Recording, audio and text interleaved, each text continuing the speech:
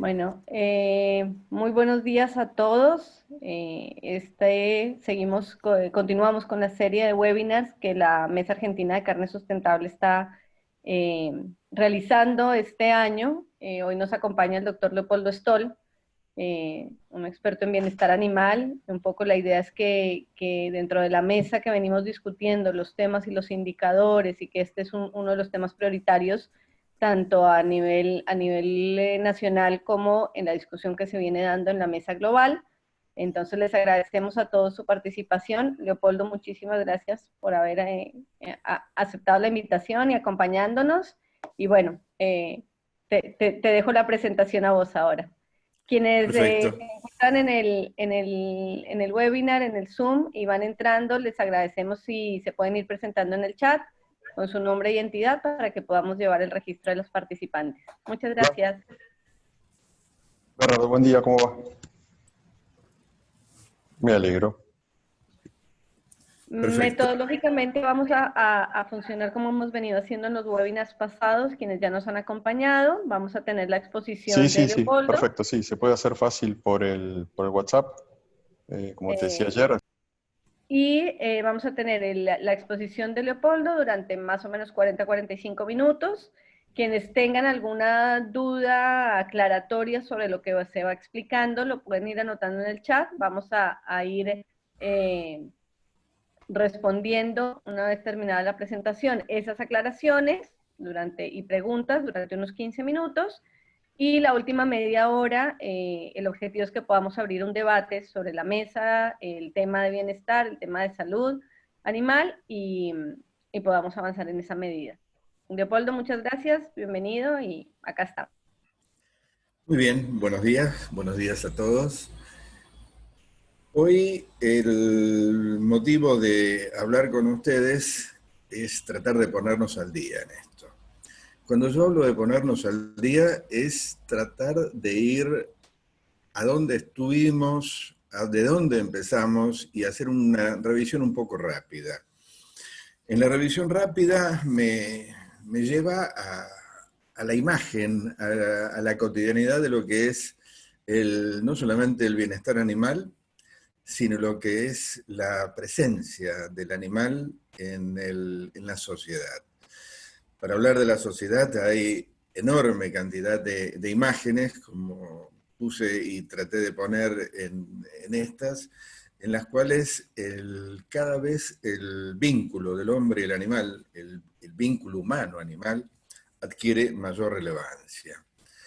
Hablando de bienestar animal, es empezar a hablar de lo que significa y el concepto y la enorme confusión de muchas partes de la sociedad del tema bienestar animal. Pero lo importante es que es una piedra angular, es un fundamento, y cada vez que hablamos de uso animal, del vínculo y el animal a disposición del hombre, la consideración del bienestar animal tiene que ser el parámetro a tener en cuenta. Y lo valioso de todo esto es que no es algo etéreo, es algo que podemos medir y algo que podemos llegar a establecer valores como para decir, yo digo, no es tan preciso como lo que hablamos de, bueno, yo tengo fiebre y tengo más de 37 o más de 37 y medio. Pero hay una precisión que la ciencia nos permite a nosotros decir cuándo el bienestar animal está presente, por lo menos, o ausente. En el sentido del criterio de dónde estamos parados, la industria es muy importante que tenga una idea de lo que el animal tiene que ver y la sociedad lo considera para sí mismo, y sobre todo los industriales lo tienen para sí mismo, y la sociedad. La industria, la sociedad y sobre todo los medios tienen un bombardeo permanente, y desgraciadamente no es desde la ciencia, sino desde los activistas. La confusión entre bienestar animal, protección de los animales y derecho de los animales no es una confusión sencilla, sino que es una confusión cotidiana. Yo he tenido digamos así, el privilegio de poderla ver en primera persona cuando se debatió en el Congreso la modificación de la Ley de Protección de los Animales. Tanto la ley argentina como las oportunidades que yo he tenido de discutir, el caso más reciente ha sido en Colombia, que he tenido una mesa de discusión sobre la futura ley colombiana o la actual ley colombiana, los proyectos de ley que tienen generalmente entre sus manos los legisladores tienen una mezcla enorme de lo que es protección, derecho y bienestar animal. Y, desgraciadamente, en muchas oportunidades utilizan el tema del bienestar animal como una especie de bandera para suavizar la propuesta, que generalmente es una propuesta animalista en la cual el animal tiene derechos e incluso lo exponen en sus escritos hasta el derecho a la vida. Y el mayor problema que podemos llegar a tener somos nosotros, los médicos veterinarios. Cuando yo hablo con colegas que no necesariamente tengan que tener mi edad, pero que por lo menos tengan de 50 años para arriba, o no solamente colegas, sino ingenieros, agrónomos, o personas que estén trabajando en las ciencias animales o en la industria de la carne, hay una enorme confusión sobre el tema por una cuestión muy sencilla. No se les ha enseñado nunca.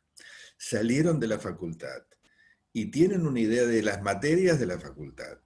Esa idea ha sido profundizada en la medida que han sido estudiando, han seguido estudiando, han hecho cursos y demás. Pero el bienestar animal lo han sacado de la universidad del doctor Google. Lo han sacado de leer lo que a ellos les ha parecido que era interesante. Y desgraciadamente, inclusive en algunos casos, nos encontramos con problemas dentro de la enseñanza de las ciencias veterinarias, en las cuales, para cumplir con los compromisos académicos de las universidades, han puesto, para evitar poner una materia más, que implique poner más profesores, que implique mayor presupuesto, han tomado una decisión académica, obviamente totalmente permitida por la libertad académica que se tiene, de decir, bueno, vamos a poner un poquitito de bienestar animal en cada materia, y entonces tenemos profesores de producción animal, producciones de la zootecnia, profesores de las clínicas, que nunca han estudiado y simplemente googlean un poco y meten lo que a ellos les parece que tiene que ver con el bienestar animal, lo cual provoca lo que podríamos llamar casi, yo diría, un caos académico. Y eso es yo diría, no es él, sino es uno de los talones de Aquiles con los cuales nos enfrentamos nosotros. Realmente la razón es muy difícil de establecer quién la tiene con realidad. Pero quiero mostrarles a esta señora que gracias a ella, aunque parezca mentira, existe el bienestar animal. Yo casi apostaría, desde una cena hasta lo que ustedes quieran, a que para muchos es la primera vez que le ven la cara. Y esta señora es la que generó que el bienestar animal exista. Con este libro, en esa época, cuando Ruth Harrison lo escribió, no existía la televisión, no existía nada más que la radio, por supuesto, y la lectura de los diarios. Y en esa lectura de los diarios, en los años 60, ella describió cómo era la producción pecuaria en Gran Bretaña. Este libro fue un escándalo. Cuando la gente vio o leyó cómo era la producción, no lo podía creer. ¿Y por qué les subrayo a ustedes este tema? Porque el foco o la parte central de esto fueron las máquinas animales. Los animales eran considerados máquinas. Y yo diría, estoy hablando del año 64, hoy también son considerados máquinas. Un productor de una importantísima empresa avícola hace unos años, después de que yo di una charla, me dijo, mire, doctor, muy bueno lo suyo, muy lindo, lo felicito, todas las cosas cordiales que se le podrían haber ocurrido. Pero le digo una cosa, al precio que está el pollo en el día de hoy, Yo le compro cualquier propuesta que usted me haga si puede enseñar a que toda una línea genética de pollos aprendan a vivir parados en una sola pata, para que me entren más pollos por jaula y yo pueda producir más huevos a menos precio. Ese era el enfoque y esa era la línea que tenía ese productor. Y no es el único. Muy bien, esto empezó en los años 60. ¿Y qué ocurrió? El gobierno de Inglaterra dijo, bueno, vamos a juntar a un grupo de personas que nos puedan llegar a decir qué hay que hacer para dar esta respuesta a la sociedad. Y ahí nace el Comité Bramble. Las conclusiones del Comité Bramble vendrían a ser lo que yo podría llamar un poco el evangelio del bienestar animal. Ahí surge que la evidencia científica es la base de todo lo que podemos llegar a hablar nosotros. Así que si alguna vez ustedes quieren decir, bueno, quiero empezar a leer algo sobre lo que es la ciencia del bienestar animal, googleen, sí, informe Bramble. Y todos los trabajos que se han hecho, hay muchísimos, muy buenos. Hay trabajos que analizan dónde estamos hoy, en el año de la producción de ese paper, desde el informe Bramble. Y cuando yo digo esto, hagan ustedes un cálculo muy sencillo. Han pasado casi 40, no, casi no, más de 60 años desde que salió el informe Bramble. El informe Bramble salió un año después de que yo empezara a estudiar la facultad. Pues yo salí de la facultad y nadie me pudo decir nada, ni nadie me dijo nada, de que existía esta revolución en el mundo. Pasaron muchísimos años hasta que yo me pude empezar a meter en este tema del bienestar animal. Y le muestro esto para que veamos cómo se muestra en muchos lugares y cómo se debe mostrar en muchos lugares el tema de los que serían los 5 mandamientos del bienestar animal. Y ustedes dicen las 5 necesidades, y muchos de ustedes, estoy seguro, han leído y posiblemente lo tengan como valioso y como válido, las 5 libertades del bienestar animal.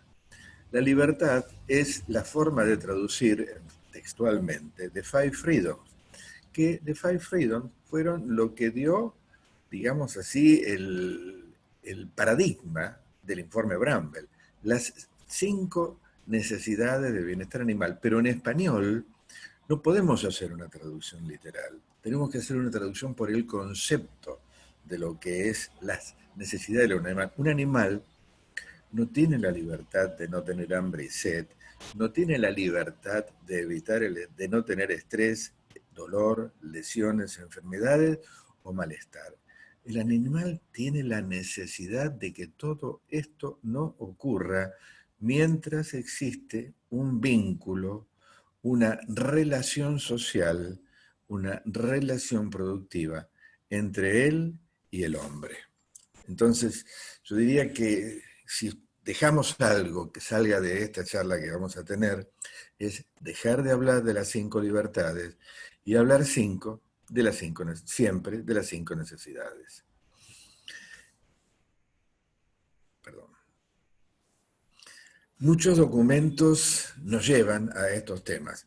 Como un outcome, como una parte final de mi charla, les voy a hacer llegar un Word con todos los links de hipertexto de todos los documentos que he utilizado para esta charla. Ese Word lo terminaré de hacer hoy por una cuestión muy sencilla. Hace 2 días apareció una excelente publicación, pero espectacular, que empecé a meter esto, y si esta charla ustedes dicen que tiene muchas transparencias, bueno, cuando empecé a meter, casi meto 50 transparencias más. Un documento muy bueno, que justamente habla del tema este que estamos hablando nosotros, una excelente reunión en Zoom que se hizo en España, con la palabra de los productores españoles, que les puedo asegurar que yo decía, es casi calcado a como piensan algunos productores argentinos. Y me voy a adelantar sobre algo que voy a hablar varias oportunidades en el día de hoy. Y también los invito a googlear. Googleen ustedes explotaciones ganaderas. La palabra explotación ganadera, perdón, ¿estoy escuchando yo o estoy escuchando mucho Ya, ruido? Ah, sí, lo solucionamos. gracias. La palabra explotación ganadera es una frase hecha que existe en leyes, en programas de estudio de facultades de agronomía, de veterinaria, de ciencias agrarias, existe en todos lados. Y es ¿cómo les puedo explicar? Es como darle un dulce, es como darle un caramelo a un animalista o a un protector del maltrato animal. El concepto de explotación es literal. Explotamos a los animales. Entonces, si ponemos y ahora les voy a mostrar en las leyes, quiere decir que estamos asumiendo por ley que al animal lo explotamos. Le estamos dando la bandera, nosotros le estamos poniendo la bandera entre las manos a los defensores de los derechos de los animales.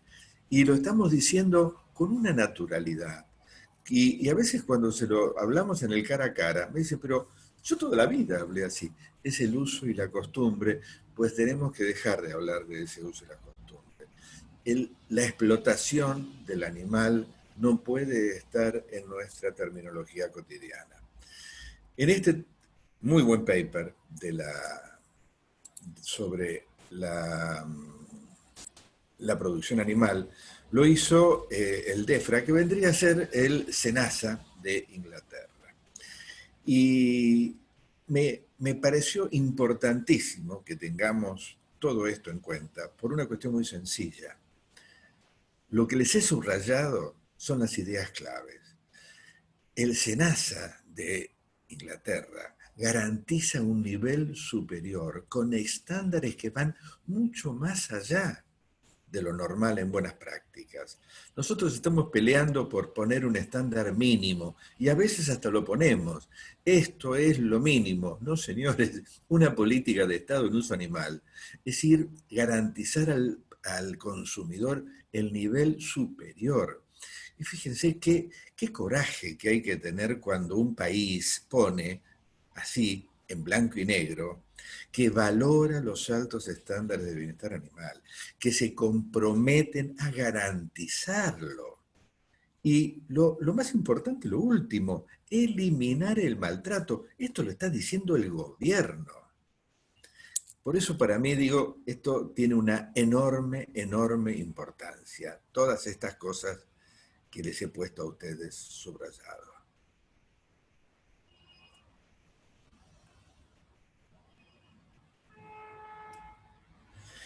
Y ahora vamos a ver lo nuestro.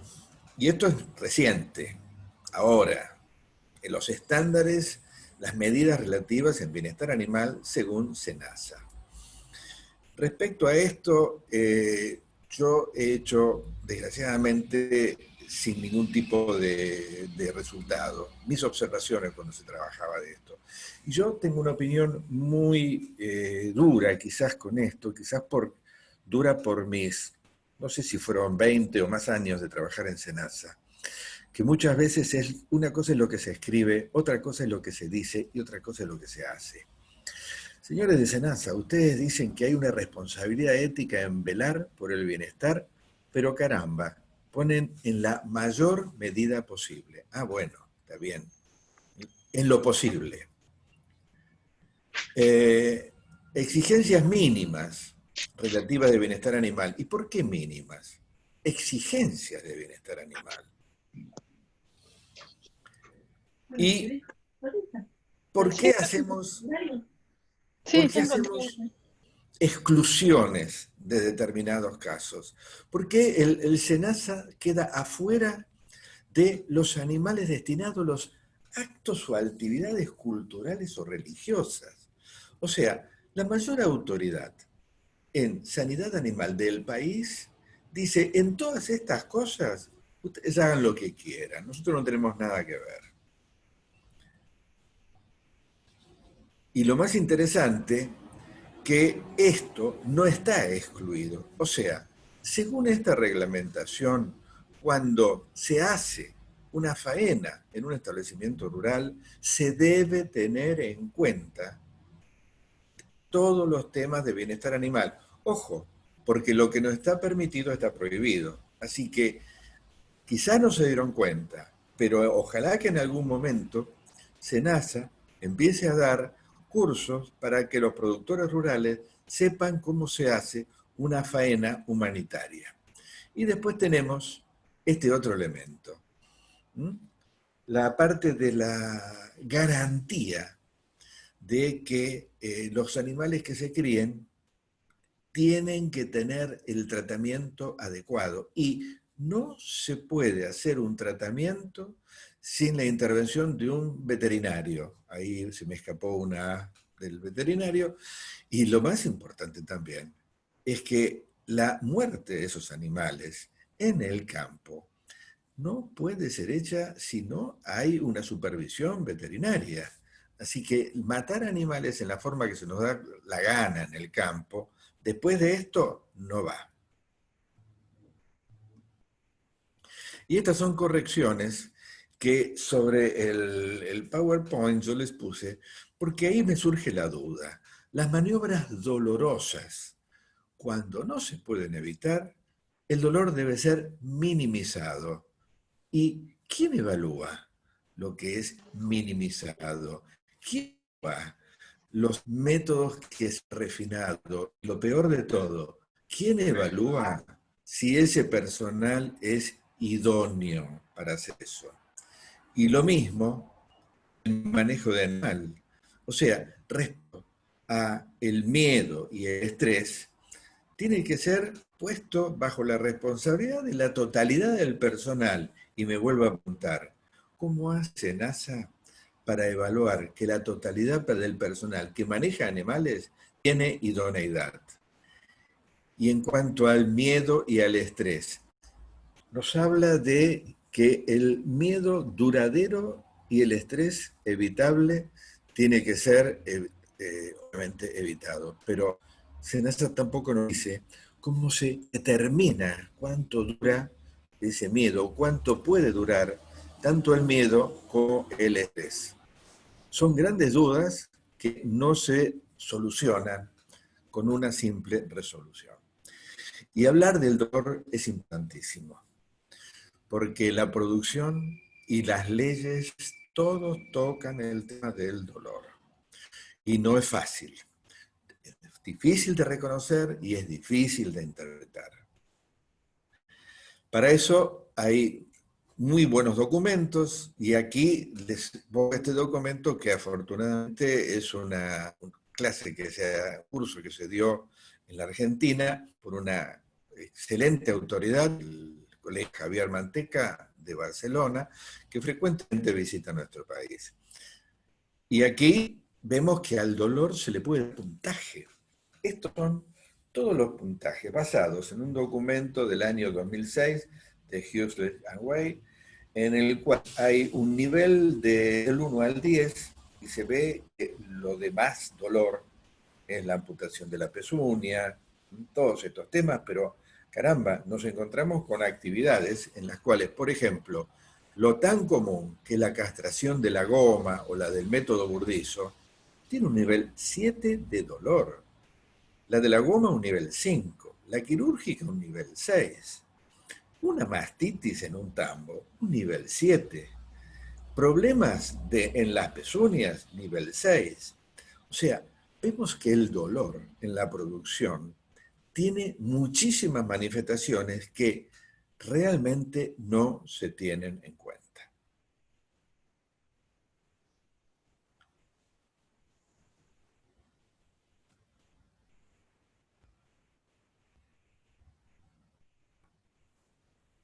Y esto es verdad.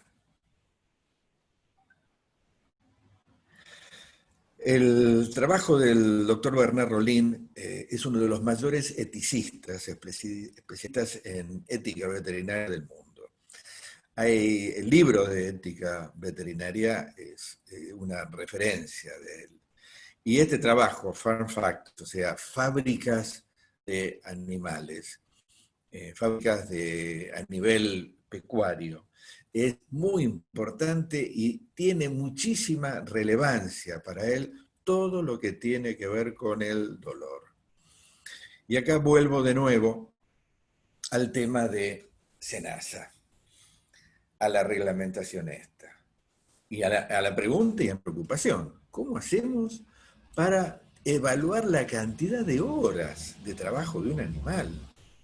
¿Cómo hacemos, sobre todo, lo que a mí me interesaría, ver cómo yo puedo hacer para que SENASA me diga a mí, desde que tiene toda la reglamentación referida a maltrato animal, para conocer cuántos camiones han sido penalizados, cuántos establecimientos, cómo yo puedo hacer para saber cómo la aplicación de esta norma tiene relevancia de acuerdo a la cantidad de infracciones detectadas y penalizadas.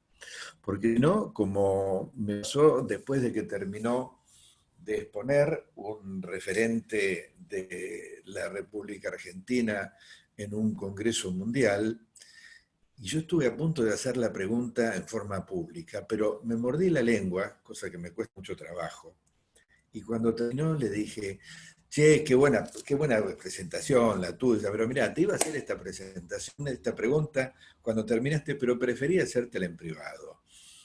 Vos dijiste que Argentina tiene esto y esto, estas normas, que se nace la autoridad de aplicación, que esto y lo otro. ¿Cómo puedo hacer yo o cómo puede hacer cualquiera para conocer qué cantidad de infracciones ha detectado y ha penalizado SENASA en el transcurrir de todos estos años que vos acá nos estás diciendo que SENASA está haciendo cargo de esto? Me miró, se sonrió, me palmeó en el hombro y me dijo, qué buena pregunta, Polito. ¿Todo bien lo tuyo? Y se fue y siguió charlando y siguió saludando y recibiendo felicitaciones por su presentación. Esa es nuestra realidad. No sabemos si se penaliza, no sabemos qué es lo que ocurre con la detección de las infracciones en la República Argentina. Y vuelvo a la posición política del Departamento de Agricultura de Inglaterra. Las normas se sabe que tienen un costo mayor y también existe el riesgo de que muchas empresas compren en otros lugares fuera de ese país donde las normas son muy más laxas. Otro documento muy valioso, pero este documento, ¿por qué es valioso? Por esto. Esto que van a ver ustedes ahí, esto es otro de los paradigmas actuales. El trabajo de Welfare Quality. Welfare Quality es lo máximo Hola, que se ha Tito, buen hecho. día, ¿cómo están? Disculpen la tardanza en responder, pero recién acabo de hablar con...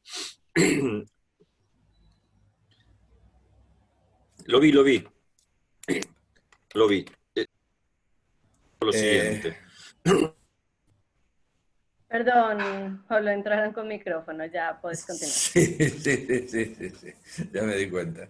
Bueno, aquí les presenta a ustedes qué es Welfare Quality. Es la red internacional, y no se exagera, más grande de científicos interesados en el tema de bienestar animal. Este documento describe obstáculos y describe propuestas para solucionar estos obstáculos. Y tiene la sinceridad de decir todo lo que queda por hacer. Es un documento importantísimo. ¿Y por qué se trabaja mucho en todo esto? Porque así de sencillo, el bienestar animal para Europa, después del Tratado de Amsterdam, después del Tratado de Maastricht, tiene el protocolo de bienestar de los animales. O sea, el animal se le reconoce su calidad de seres sensibles. Muchos están utilizando un anglicismo que es seres sintientes. Yo no estoy de acuerdo con ese anglicismo porque la palabra seres sensibles es perfectamente clara. O sea, son seres que son capaces de sentir placer y dolor. Por eso es sumamente importante y por eso tiene estatus legal el tema del dolor para la legislación europea. Y el enfoque de Welfare Quality es directamente, como lo dice acá en una forma muy sencilla, abstenerse de realizar prácticas dolorosas. Ir al mínimo, y establecen cómo ir al mínimo de lo que pueden ser el dolor. Y entramos en los grandes temas, por supuesto, ¿cuál es? El tema de la castración, los temas del bienestar animal en la castración, el tiempo de castración. Legalmente en Estados Unidos, si vamos a castrar a un animal de edad más de 2 meses, la castración es quirúrgica y con anestesia local. Si el ternero pesa más de 230 kilos, lo mismo, castración quirúrgica. Y la recomendación de la inmunocastración como una técnica que está saliendo y que es una gran ayuda en determinadas circunstancias. Y textualmente, la Asociación de Médicos Veterinarios más importante del mundo, la AVMA de los Estados Unidos, tiene una política sobre castración y descornado. Hay que reducir y eliminar el dolor, o sea, a la edad más temprana, y recomiendan que es desarrollar, investigar técnica para que todo esto sea indoloro y humanitario. O sea, tenemos que trabajar de esta forma y esta es la tendencia de trabajo que tiene que tener una empresa. Y yo creo que sí, somos todos inteligentes. Yo creo que todos los que están del otro lado de la pantalla son, yo diría, mucho más inteligentes que yo. Pero hay muchos empresarios que a estos les cuesta entender este tema de estas recomendaciones del bienestar animal. Y establecer cuál es el lugar mejor de trabajar. Estas son fotos que he tomado en Argentina. Las de arriba a la derecha son de Argentina, las del medio y las de abajo son de Veracruz. No saben lo que es, fue a hacer una auditoría en un feedlot, quizás uno de los más grandes de México, trabajar con 30 grados de temperatura y más o menos un 85-90% de humedad. Y así se trabaja, y hay preocupación para que los animales tengan, como ahí está abajo, mucha manguera, mucha agua y sombra. Pero ese ambiente difiere la percepción según el ganadero, según quien hable, según el activista y por supuesto según muchos veterinarios. Y las respuestas las tenemos que encontrar en la ciencia. Pero somos realistas. La ciencia recién empezó a tener relevancia después del informe Bramble, en la década del 50. Pero no es fácil, no todo es gris o rojo, no todo es blanco o negro. No es fácil resolver las dudas.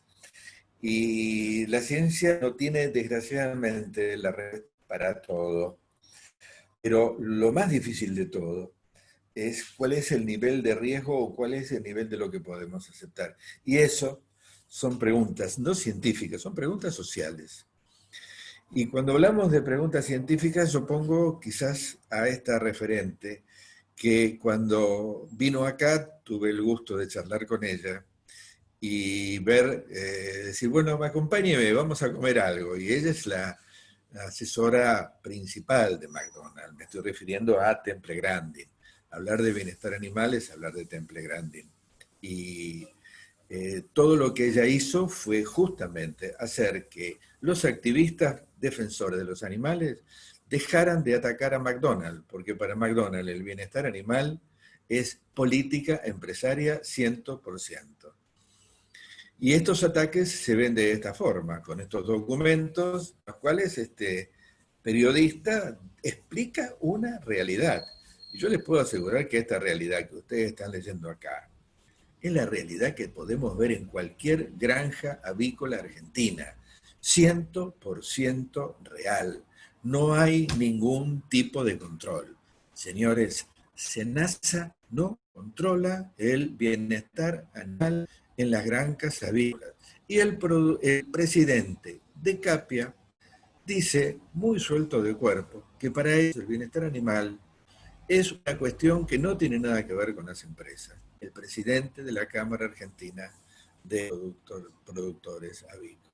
Así que esta realidad de este periodista en el New Yorker es una realidad cotidiana en la Argentina. Y esta realidad de la Argentina, bueno, la pudimos ver en esas jornadas de Palermo, que empezaron así, con esas pancartas sobre el presidente de la Nación y el presidente de la Rural.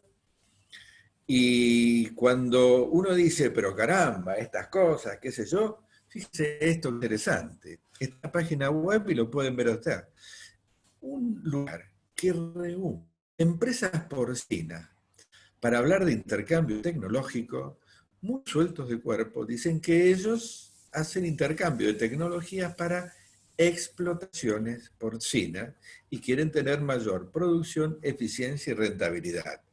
Un dulce de leche para cualquier activista defensor de los animales.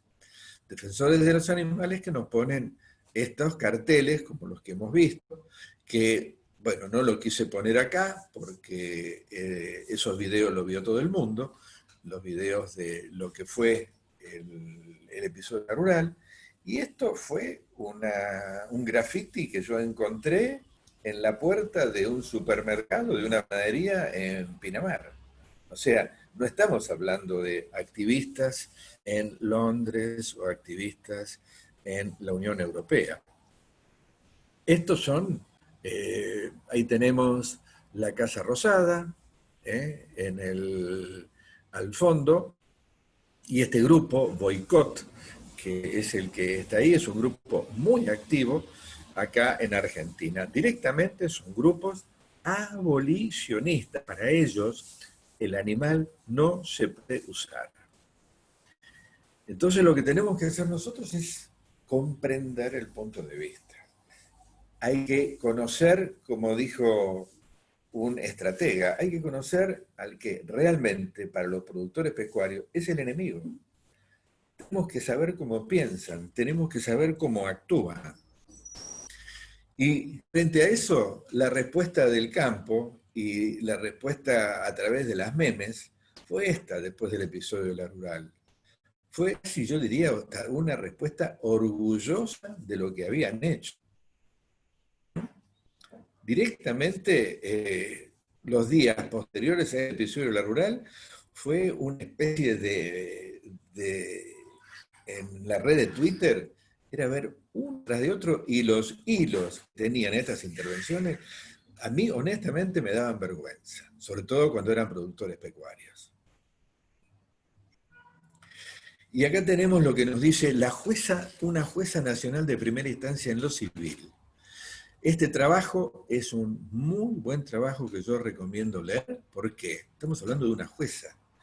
Pero caramba, esta jueza que hace un análisis de la legislación, miren qué interesante, nos pone dentro de eso considerando que es importante tener en cuenta lo que dice, la UNESCO y la ONU aprobó la Declaración Universal de los Derechos de los Animales en 1972. Ah, caramba, bueno, pues no es nada bueno. Esto es falso, es una leyenda urbana y esto jamás ocurrió. Pero este es un error de la jueza, no solamente de ella. Este es un error que este diputado lo presentó con un proyecto para modificar el Código Civil. El tema de la Declaración Universal de los Derechos del Animal. O sea, estas son cosas que el famoso cortar, copiar y pegar lo hace todo el mundo. Googleen ustedes, Declaración Universal de los Derechos de los Animales, Naciones Unidas, ONU, UNESCO, y van a encontrar cientos de miles de referencias en todo el mundo. Es más, la Comisión Asesora de Bienestar Animal de SENASA de la Argentina se puso que se hacía teniendo en cuenta la Declaración Universal aprobada por la UNESCO y las Naciones Unidas. Pero la solución es esta, la solución está en la ciencia, la solución la tenemos que tener nosotros en lo que tenemos que hacer, y lo que tenemos que hacer es ponernos elementos que podamos medir. La toma de decisión es para evaluar sin prejuicios. Y voy a pasar un poco más rápido antes que me digan de que ya nos estamos acercando a mi tiempo final. Les digo una cosa, pongo a disposición de ustedes la versión original de esta presentación, que tiene aproximadamente 100 transparencias más, así que no protesten, son muchas, porque la original tenía mucho más y está a disposición de ustedes. Estos son los documentos muy importantes, pero son también importantes porque Gail Golab, una querida amiga, es la directora de la División de Bienestar Animal de la AMA. Así que este documento también es uno de los que voy a poner y está a disposición de ustedes. Y este es un documento argentino, que me pareció espectacular el título, pero lo interesante de que estos dos investigadores estudiaron la producción avícola. A mí me gustaría hablar alguna vez con ellos y decirles qué opinan de las declaraciones del presidente de Capia. Y acá dice, el paradigma de las 4E. Las 4E es Economical, Ethical, Energetic and Environmental. Los temas de lo que tiene que ver con el bienestar animal, que es nada más y nada menos que lo que nos preocupamos nosotros aquí en esta mesa. O sea, para ellos son oportunidades que dependen de ¿qué? En Argentina, de las políticas y del gobierno.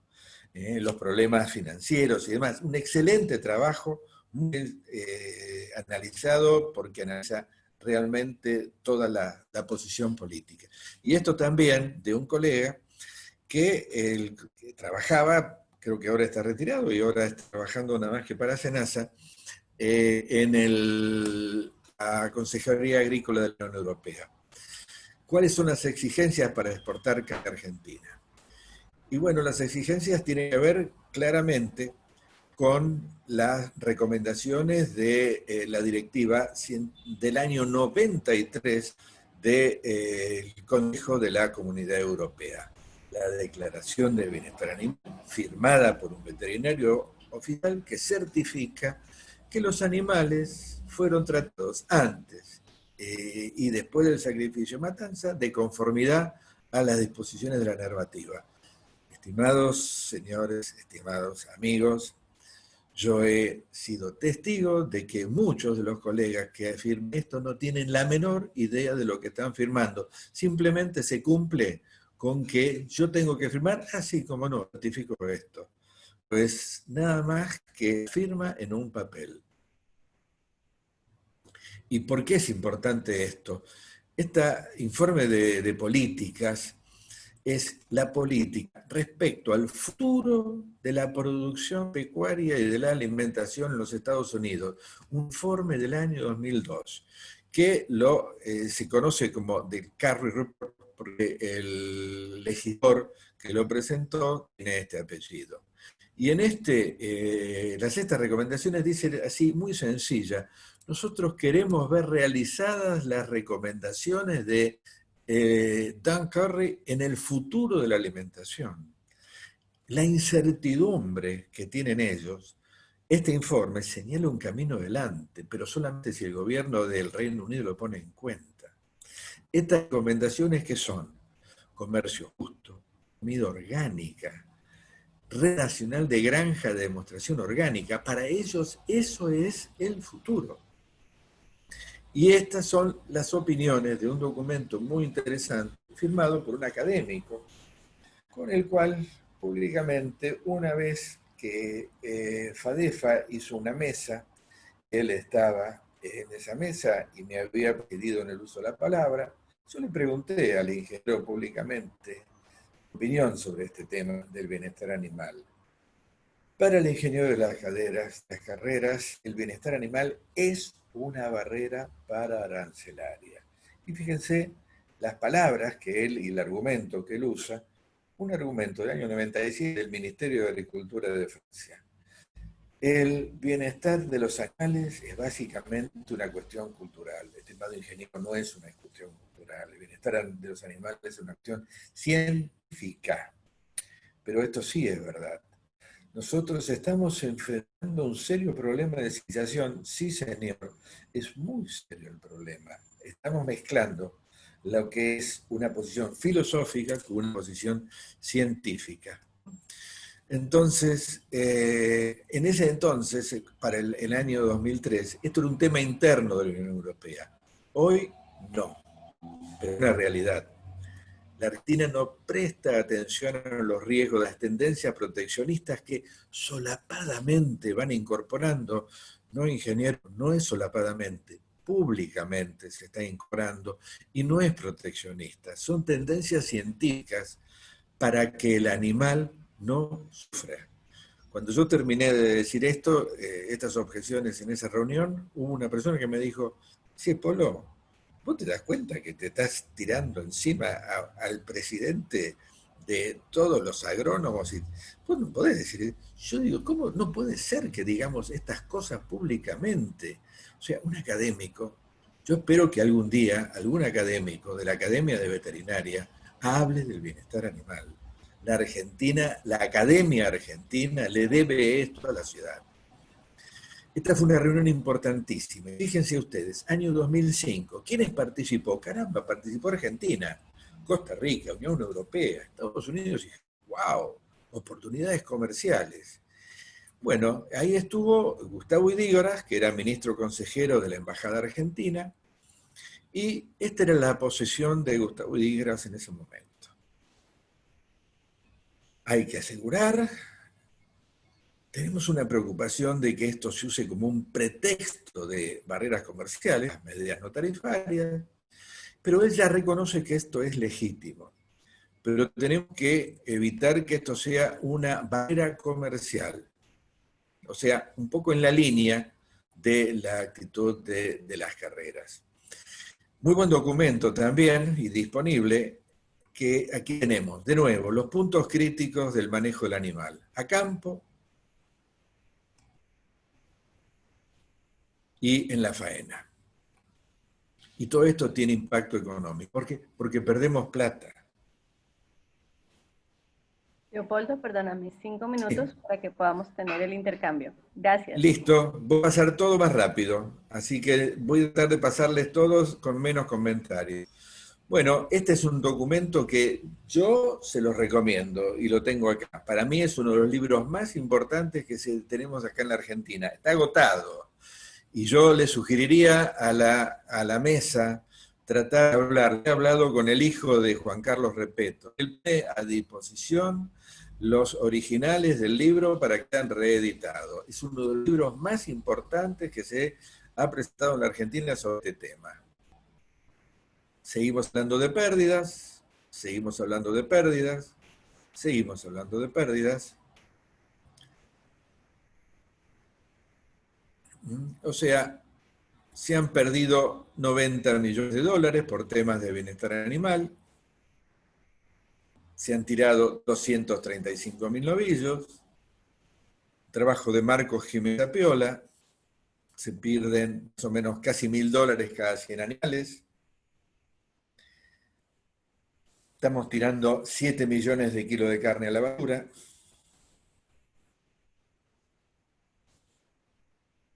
Tenemos que certificar. Esto no es una amenaza. Miren que lo voy a pasar rápido, pero esto es muy importante, pero lo importante es la parte final. Preocupación pública, el bienestar animal, mejorar las técnicas. Caramba, esto es de Estados Unidos, qué sé yo, Europa. Identificar prácticas de manejo. ¿En dónde? Australia no, para nada. Uruguay es espectacular la decisión política del tema de bienestar animal. Y bueno, esto es la necesidad del tema de bienestar animal, documentos disponibles, y apliquemos lo que sería un análisis FODA para hacer todo el bienestar animal en la Argentina. Lo paso rápido. Las fortalezas. Vamos a verlo rápido esto. Esto lo vi yo, nadie me lo contó, ¿eh? Esto lo vi yo. Estas son fotos que yo saqué. En un remate feria. ¿Sabe lo que estaba haciendo este muchacho con ese? Estos animales se iban, no tenía nada que estimularlo. Usando ese palo que les mostré antes como directamente supositorio. Por supuesto, con el apoyo y las risas y los aplausos de todo lo que lo estaban rodeando, ¿no? Presencia de perros, estado de los corrales. ¿Mm?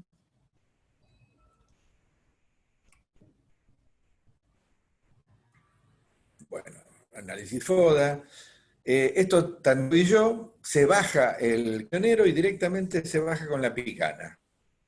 Estado de los camiones, está el animal con la pata metida en ese agujero, el agujero que vi desde abajo, y todos los animales pasando por arriba del animal que estaba caído. Esto es cuando no se puede transportar un animal. A los conductores en la Unión Europea se los forma y si no cumplen con su formación se les quita el carné para transportar animales. Esto es una cosa que algún día lo vamos a tener en Argentina. El mayor decomiso de carne en los Estados Unidos del año 2008 fue por una cámara oculta de un activista de una ONG. ¿Ustedes creen que le va a resultar difícil meter a boicot un activista en un frigorífico en Argentina? Pérdidas de Brasil en dinero. Estaban perdiendo más o menos 160 millones de dólares por año en el año 94 en la industria de la carne. De ahí en adelante empezaron a trabajar en bienestar animal.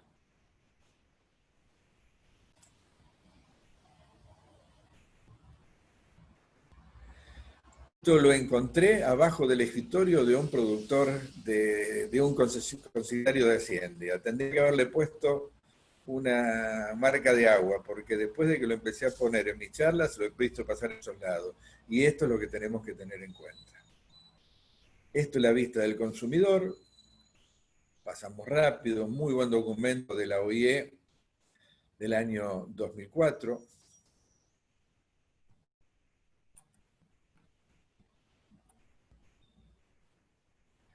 Y esto es lo que vi ahora el otro día en la mesa de cueros, de producción de cuero responsable. Excelente, excelente webinar en el cual salud animal y las crías, la forma de cría, todo esto para tener cuero sustentable. Lo para rápido, todo este webinar está disponible, les recomiendo verlo todo en línea de base, opción 1, 2 y 3, de máxima calidad para el cuero sustentable. El tema de las limitaciones que hay, la disposición, y este es otro referente de bienestar animal. El profesor Mateus Paraño de Acosta, de la Facultad de Veterinaria y la Boticabal, un excelente lugar de investigación. Y en esto estamos trabajando. Ya no se trabaja más en el tema de las 5 necesidades. Ya se trabaja sobre los 5 dominios, que son nutrición, medio ambiente, parte física y la conducta. Dominio mental, el estatus de bien animal. Esto nace en unos trabajos del año 94. Todos estos documentos están a disposición de ustedes y aquí está explicado el modelo de los 5 dominios. Lo paso rápido. La calidad del cuero, cómo está afectada por el bienestar animal.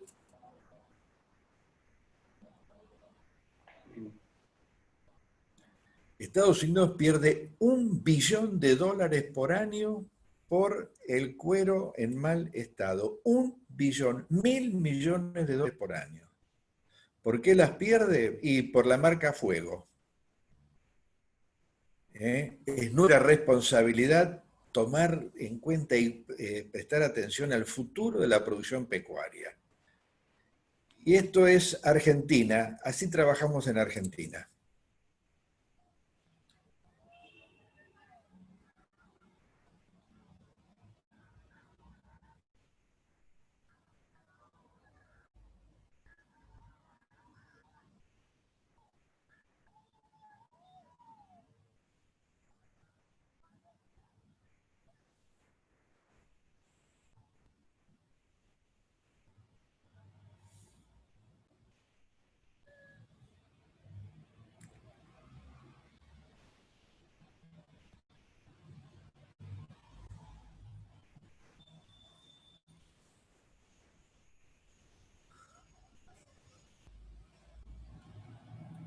Bueno, otro de las ponentes, un grupo que está trabajando también en Argentina, el grupo Minerva, Brasil, Argentina, Paraguay, Uruguay. Y esto es un poco, cuando empecé a hablar de esto, me dijeron, Polo, por favor, no nos atosiguéis. Esto es el material que yo pongo a disposición de ustedes. Esto es los libros que recomiendo, libro de bienestar animal, el libro de Temple Grandin, que ya tuvo la gentileza de dejármelo. Este libro, La carne que comemos, es para leerlo de punta a punta. El negocio de la carne, y este Farmagedón es espectacular también. Y yo siempre le pregunto a cualquier colega veterinario, ¿leí esto? Este es el primer documento que se hizo a nivel mundial sobre bienestar animal. En 1991, toda una sesión plenaria del Congreso sobre bienestar animal. En el 99% de los casos, decanos, secretarios académicos, profesores de facultad, nunca nadie leyó este documento. Y esto es Jabot y Cabal. Buenas prácticas de identificación, transporte, ordeño y embarque, buenas prácticas ganaderas en FEDEGAN, la Federación Ganadera de Colombia, y esto es el primer documento en el cual SENASA habla de bienestar animal en forma oficial, año 1992, en el cual SENASA muestra lo que es ese programa. Desgraciadamente, ¿y por qué lo pongo acá casi como cierre? Porque para SENASA el bienestar animal no nació en ese año, nació recién ahora. Y eso es no reconocer la historia. Y reconocer la historia es reconocer a un investigador como Juan Carlos Repetto. Este es el libro que yo recomiendo leer. Cuando Juan Carlos Repetto lo presentó, me lo dedicó con estas palabras: a uno de los profesionales más exigentes que tuve que tratar en mis años de la industria. Nunca nadie reconoció que yo era un HDP en una forma tan elegante. Las peleas que yo tuve con Juan Carlos Repetto, cuando él era gerente del frigorífico, donde yo era empleado de SENASA.